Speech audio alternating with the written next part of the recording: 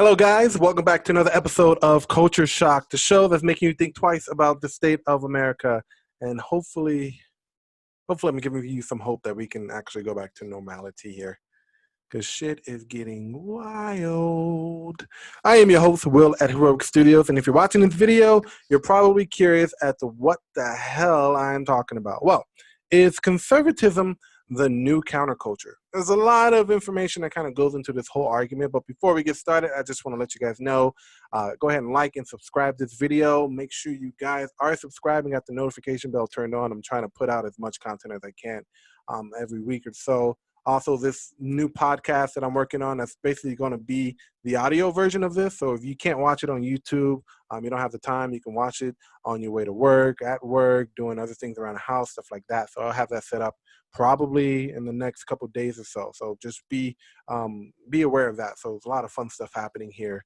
Thank you guys so much for the response that I'm getting on other videos that I've done regarding the Culture Shock series. There's a lot of stuff that I want to talk about.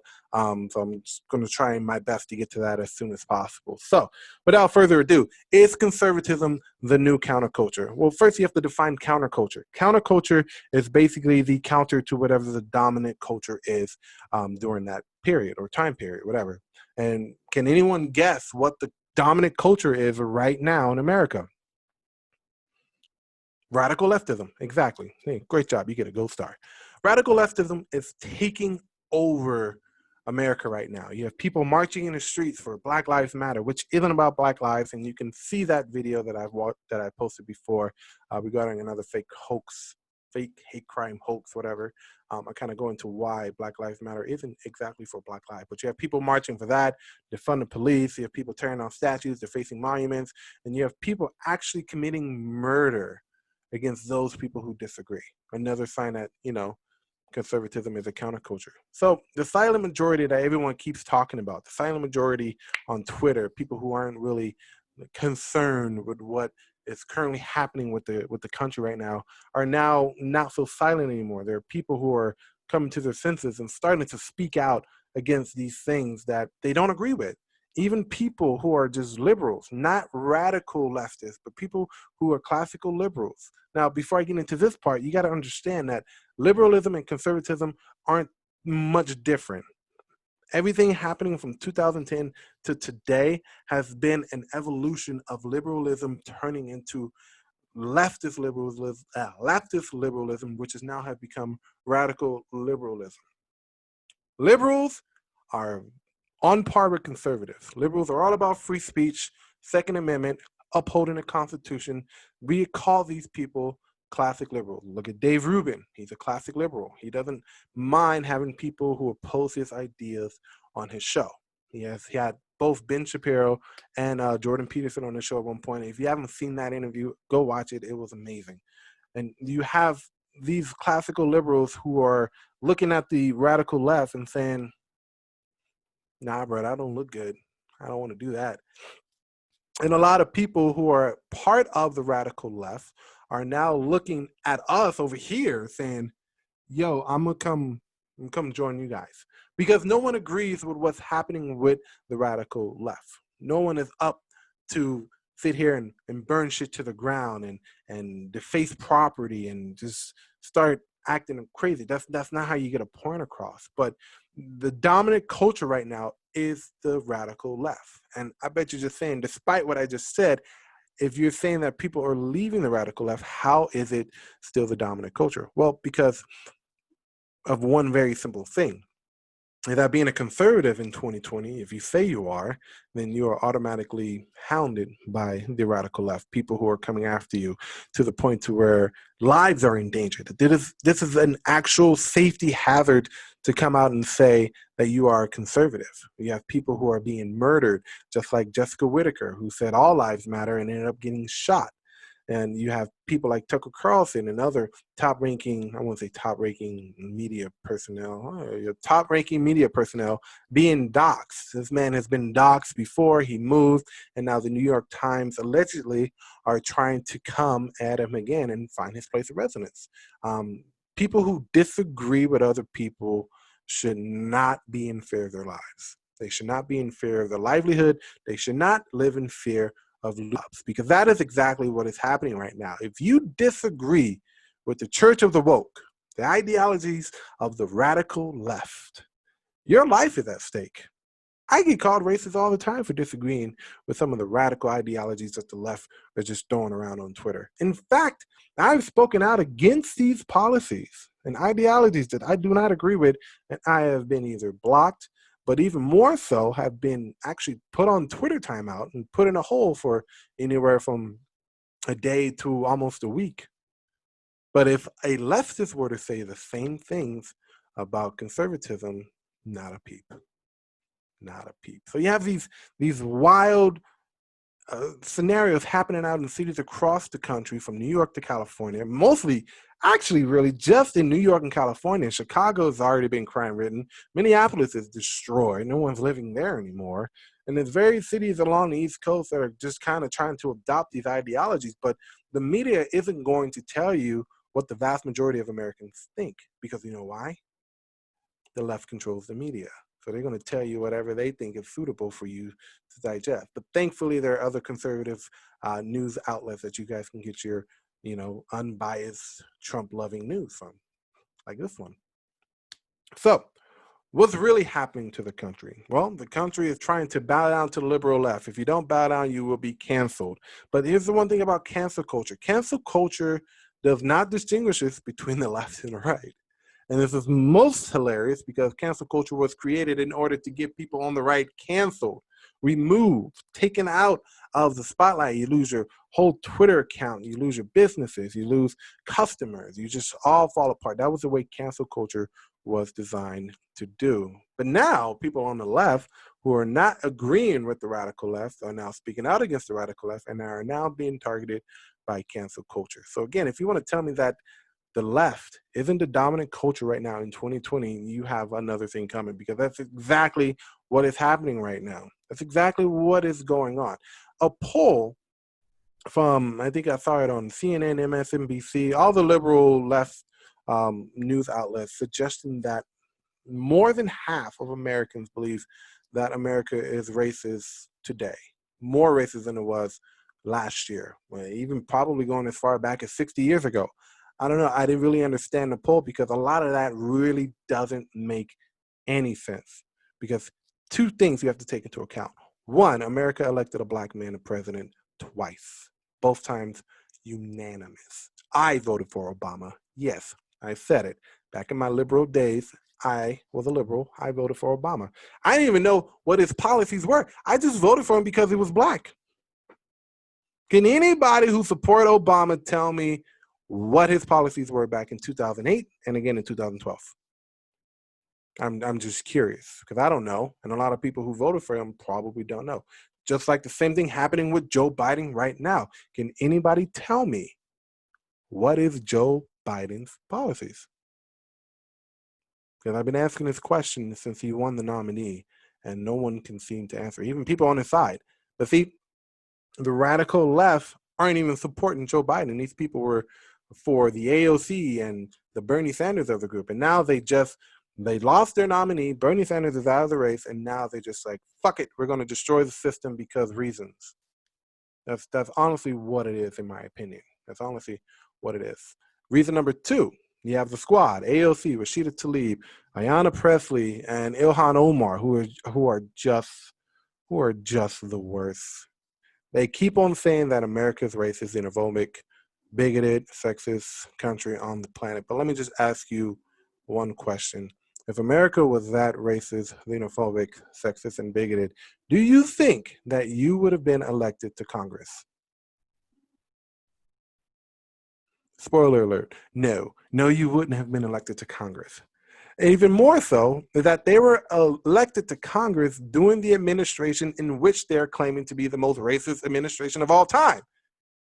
Again, if the conservative side were to say that Obama was somehow, I don't know, I can't call him not black or whatever, but if Obama, I don't know, if the conservatives were to speak out against Obama during his election, which a lot of them did, and I can't say that I was a part of the conservative movement at the time because I wasn't, but if conservatives were to speak out against Obama during his election or during his presidency, then they would have been called racist, which they were. which they were. The term racist has been watered down so much that it doesn't even matter. Like, you just get called racist and you're just like, yeah, I mean, you're going to go that way, I'm just not going to talk to you anymore. I mean, you just kind of sort of shut down when people just use those kind of those words towards you, because you know they're not true, but no one wants to listen. And that's the way the radical left has gone. Again, the dominant culture. People on the radical left, they don't want to talk. They don't want to go ahead and discuss their ideas. They're in the business of dismantling the system because it's racist, defunding the police because it's racist, getting rid of free speech because it's racist, getting rid of the Second Amendment because it's racist, not giving a single reason as to why those things are racist. Look, Americans, we're all like against racism here. We're like, we don't like it. It's not cool for people to be racist. But if you can point out the institution that is racist and give me reasons and evidence based on stats and facts of why it's racist, I might just give you a high five and team up with you. But you tell me to Google it. No, I'm not Googling it. I don't know. Oh, you should know. You should Google it. No. This is why I'm asking you the question. Because if I ask you Trump is racist, or if I ask you why Trump is racist, and you come back and say, oh, well, you should know. If not, you should Google it. Then you just lost all credibility, because there's no reason in the back of your mind as to why you're suggesting Trump is racist. You're just regurgitating what the liberal media has been telling you because orange man bad. That's literally all you're doing. It doesn't help anybody, because at the end of the day, you really don't have any factual evidence to suggest why Trump is racist, why we should defund the police, why these institutions, if any institutions in American society, are racist. You just don't like it because reasons. That's not a way to handle a conversation. Another reason why you guys are the dominating culture is because if we speak out against your ideologies and say, all right, man, I don't think that's a good idea, then automatically we're labeled as racist, and even go as far as having our lives threatened all over the place. I've had my life threatened because I don't support Black Lives Matter. I don't support it for very one important reason, because they don't support all Black lives, period. When you can have a naked chick walk out in the middle of a protest to try and scare police off and no one's calling us out. Had that have been a dude, the media would have been all over that. They would have condemned that dude, probably labeled him as a sex offender, and made him go away, despite him maybe being on the left. Guaranteed. But no, because the liberal left is, the radical left is only interested in one thing: dismantling America. They're down for sexualizing our children, having it to where you can have the drag queen story time in libraries. This is a library. Who the fuck approves this? You can bring in anybody to read a book. Maybe somebody with an English degree or something. I mean, someone who doesn't look absolutely terrifying with a beard and a big wig and a dress, who's hairier than me. I mean, who approves this? They're down for having, people, the teachers teaching sexual things to our kids at such a young age. A lot of Americans are not down with it. And again, like I said before, that silent majority that people keep talking about, not so silent anymore.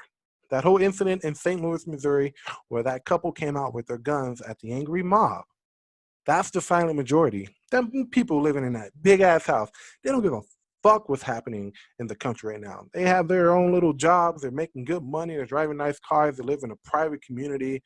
They don't care. And a lot of the majority, silent majority people, are those people who either don't care to speak out, or those people who are just so underprivileged in America that they can't speak out. But now the tides are turning, because just like what they call them, Kyle and Karen with the guns. I don't know their names, but those people in St. Louis who stood outside with those guns and protected their house, that's the silent majority.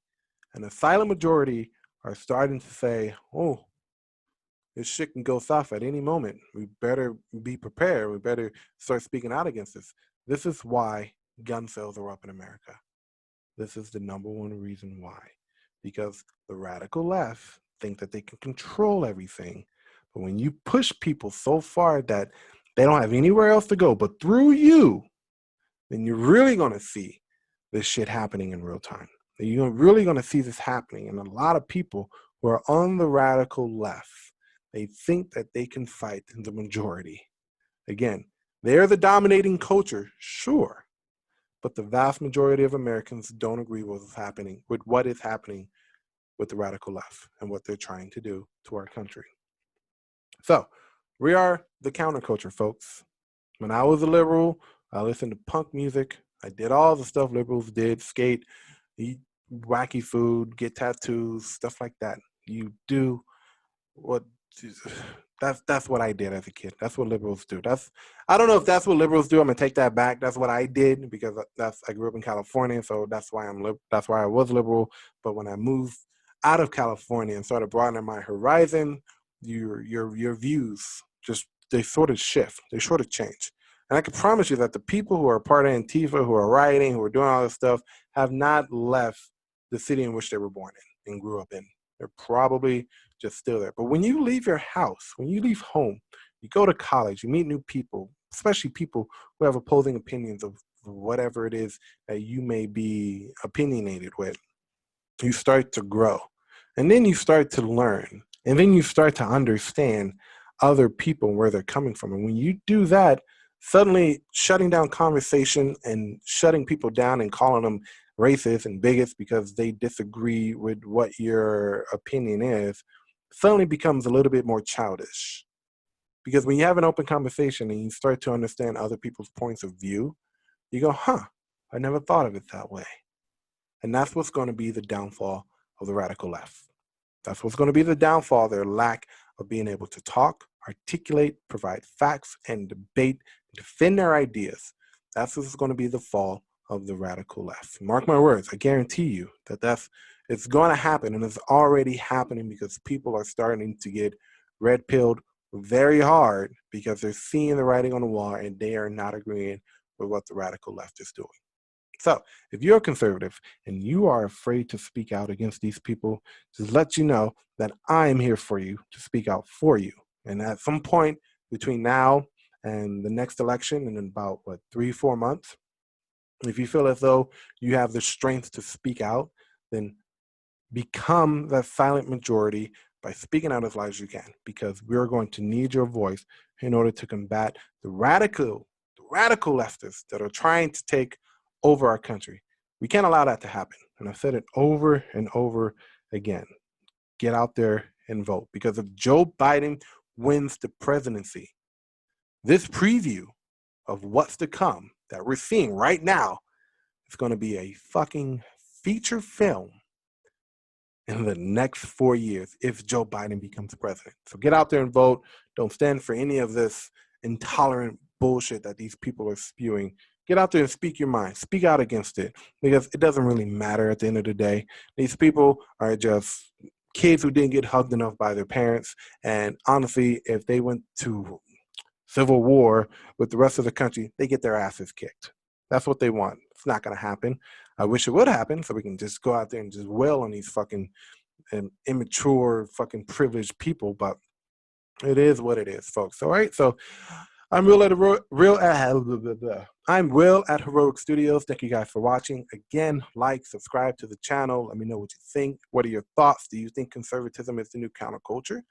I would love to hear what you have to say in the comments below. And also keep in mind that this version of a podcast is coming to you very soon. I'm going to try to have it across anywhere you listen to podcasts: Spotify, Google Podcasts, Apple Podcasts, wherever they have it. I'm going to try and get it to you guys as soon as possible in case you guys cannot watch the YouTube version of this. All right. So thank you guys for watching. Leave your thoughts in the comments, and I will see you guys all next time.